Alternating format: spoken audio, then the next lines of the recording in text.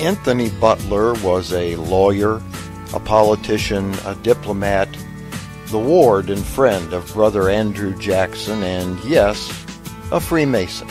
Brother Jackson, when president, thought highly enough of Butler to appoint him United States Charge d'Affaires in Mexico City. He also appointed him his secret agent in a surreptitious plan to purchase Texas for the United States.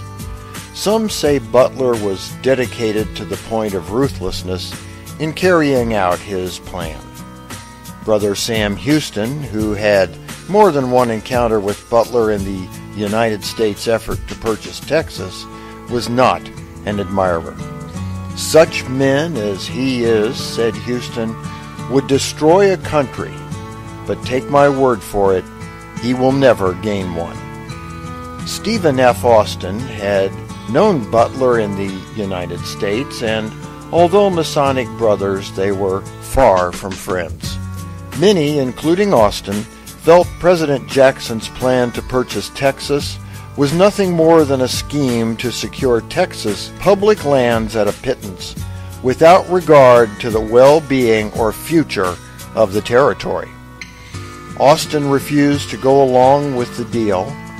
Butler, in return, offered Austin a $1 million incentive, some might call it a bribe, to change his mind, but Austin would have no part in it. Butler remained in the area, attempting to gain Texas for the United States, despite Austin's opposition.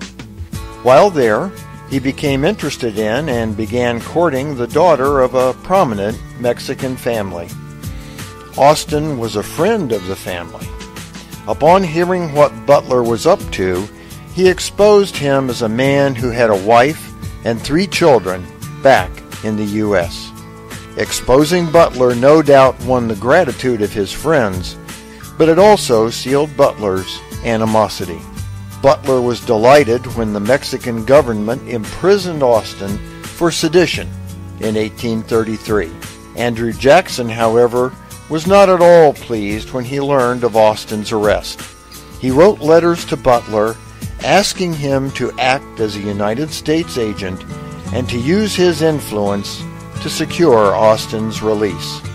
Rather than ignore Jackson's letters, Butler so despised Austin, he made the perilous journey to Mexico City to visit Austin in jail and taunt him with them. During that visit, Butler read the letters to Austin and told him the only way he would work for his release would be if Austin gave him large land grants back in Texas. Austin refused, and Butler, ignoring President Jackson's request, left him to rot in the Mexican prison. Austin gained his own release 8 months later. The men remained adversaries for life. Austin's place in history is well known. Although he died at a young age, he is revered in Texas for his pioneering efforts. But whatever became of Anthony Butler? Although he definitely engaged in some questionable behavior, Butler may not have been quite the scoundrel some claimed.